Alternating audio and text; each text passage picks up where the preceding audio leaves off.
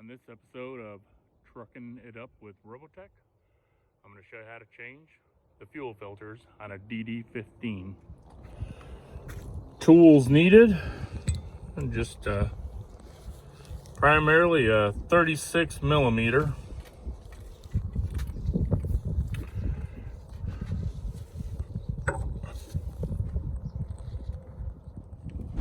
Sometimes helps to have an extension.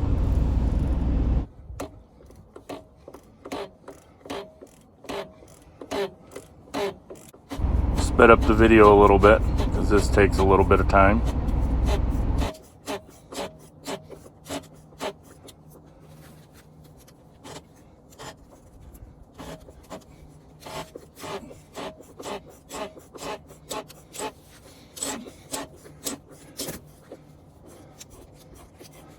And right about now you see the diesel spilling out from the filter. I should have relieved the pressure from the water separator first. But no big deal, I can still do that.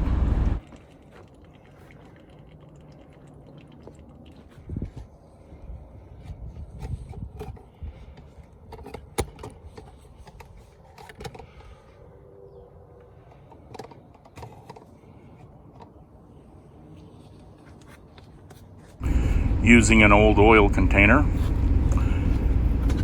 turn the valve on the bottom of the water separator. Looking through the clear plastic, don't allow the diesel to drain too far below the black plastic rim. Doing so may cause extra trouble when trying to reprime the engine after changing the filters.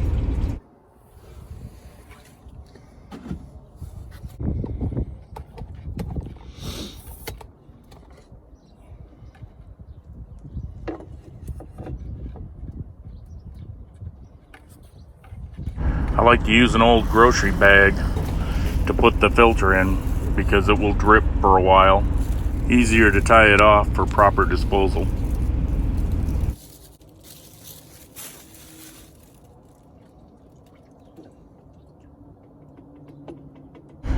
The new filters comes with a little packet of lube in which you put on all the O-rings before you reassemble filters back into the housing. A little round piece that protrudes from the filter, and there's also an O-ring on the end of that.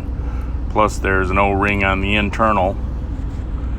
So you want to make sure you're liberal about trying to get as much as possible on all the O-ring fittings.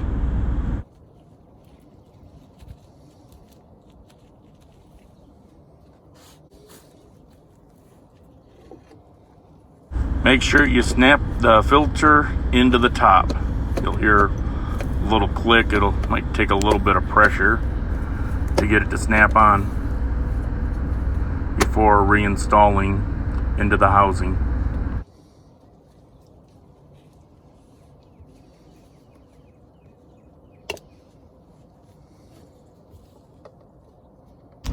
Didn't realize I was filming this slightly off camera, but I'm using a screwdriver to pry the old O-ring from the cap. A new O-ring comes with the filter. You'll want to replace it. If you used up all the lube that comes with the little package, you can also use clean motor oil to lube the entire O-ring before reassembly.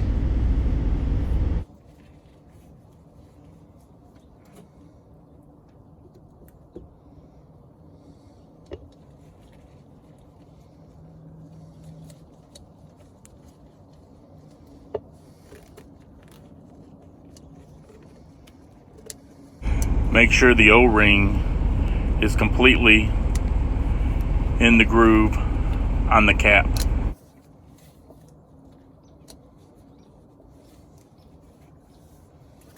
And ready, insert the filter back into the housing and tighten clockwise.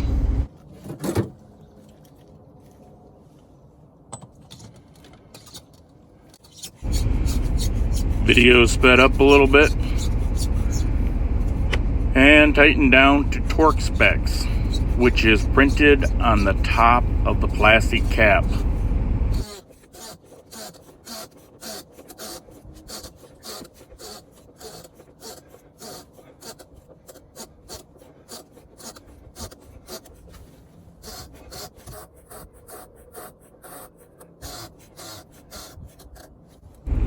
Behind the main filter is a smaller secondary filter, which is really just a little screen.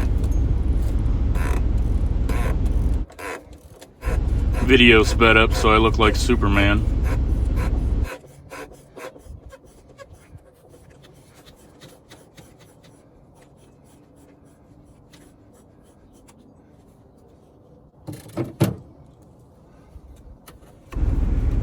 And now remove the secondary filter.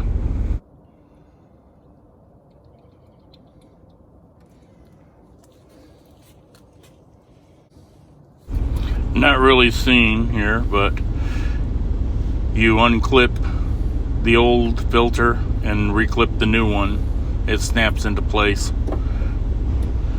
With the filter kit, a new O-ring for the smaller cap needs to be replaced in the same fashion that you replace the other one, making sure to lube it up before reinstallation.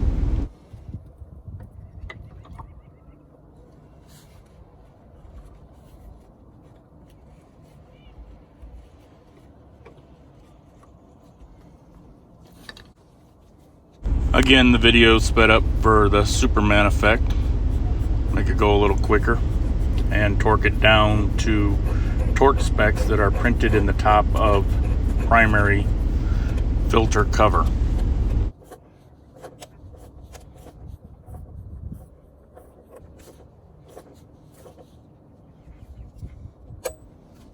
The water separator comes with its own specialized wrench, which is recommended that you use when removing the plastic ring that surrounds the water separator. Improper usage will break the delicate ring.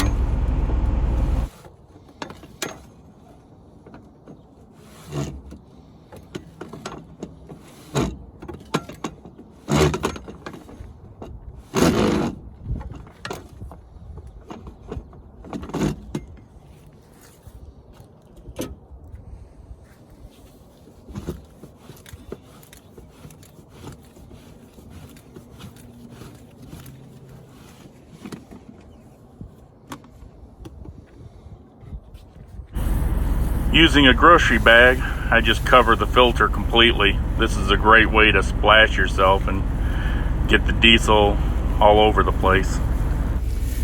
If you don't use the plastic grocery bag, that is.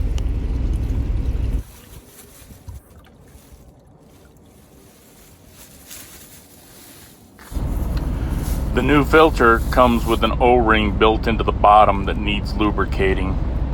I performed this task, although I edited it out because it was too far to the right, out of view of the camera.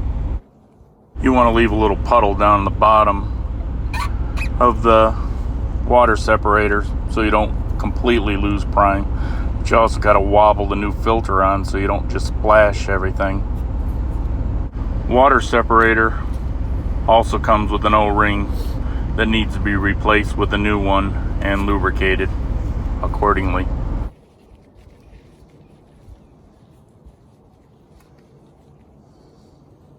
If there's dirt and debris inside the water separator cover, now's a good time to clean it while you have it disassembled.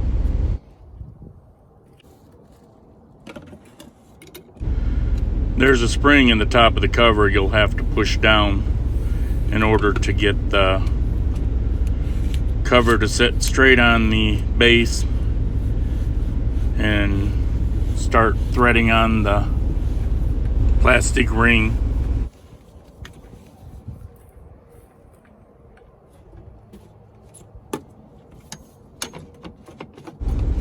Don't need to go stir crazy when tightening down the ring.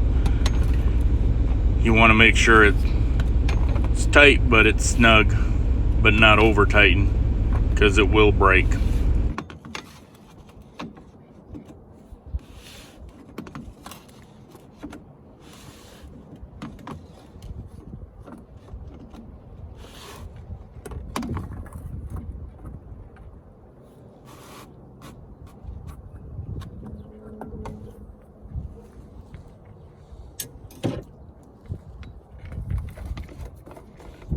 The water separator cover also has a cap in the top and an O-ring that needs to be replaced like the other O-rings.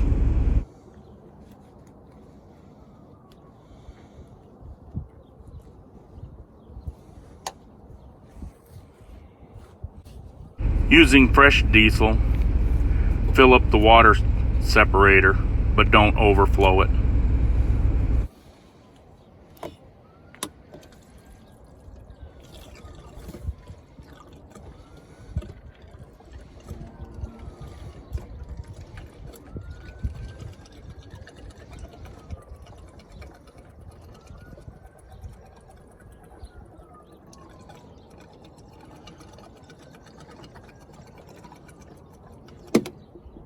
Out of view in this footage, behind the primary and secondary fuel filters, is a priming pump which unscrews and you manually pump. And as you can see from the water separator, the diesel starts lowering down. This helps prime, and if necessary, add more diesel to bring the level up, and repeat the step of pumping to prime the system.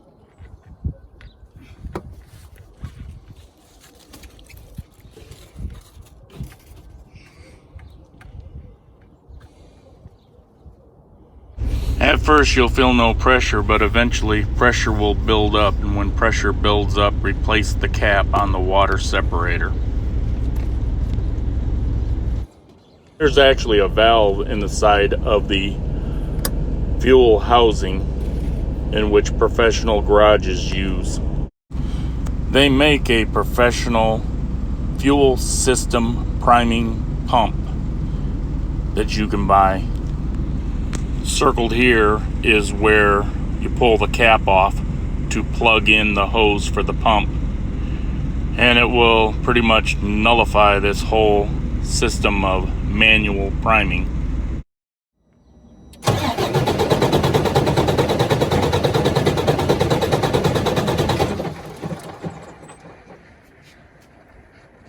It usually takes a few tries of filling up the water separator with diesel and repumping to make sure you've got enough pressure.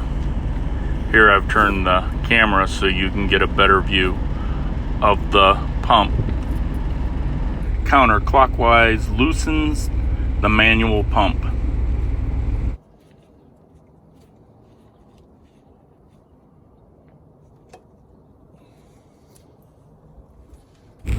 Loosen the lid a little bit to help with the priming process. In the beginning, it will be effortless, but soon it will build up pressure, so it will be a little harder to use the manual pump. And that's when you stop and tighten it back down into place clockwise.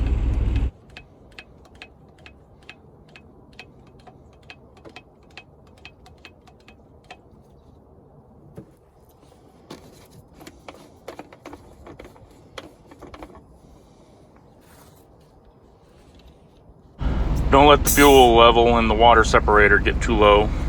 If it goes low enough, add more diesel.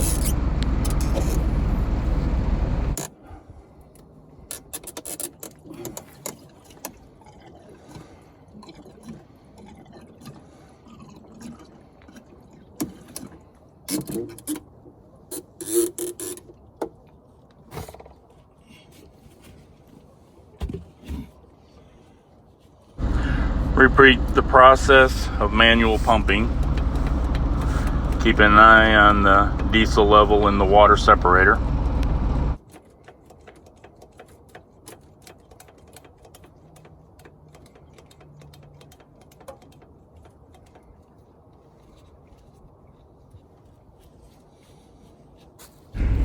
You can add more diesel if you like, but it's not necessary as long as you can see the diesel level in the bottom of the water separator. It should be okay.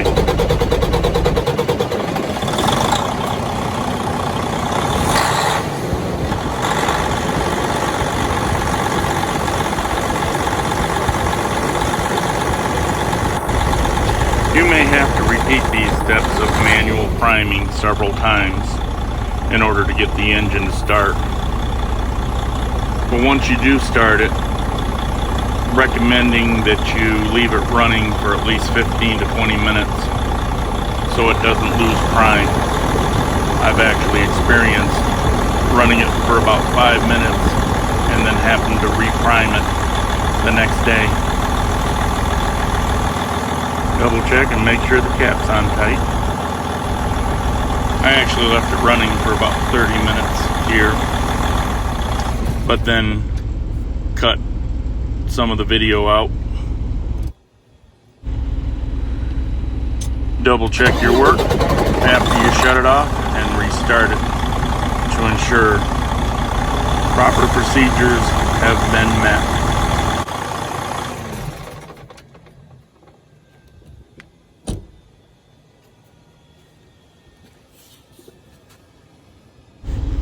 Make sure you tighten up the pump after you're finished clockwise. You can't do this while the engine's running, there's too much pressure. Thank you for visiting my channel and watching my videos. How I save money performing preventative maintenance myself.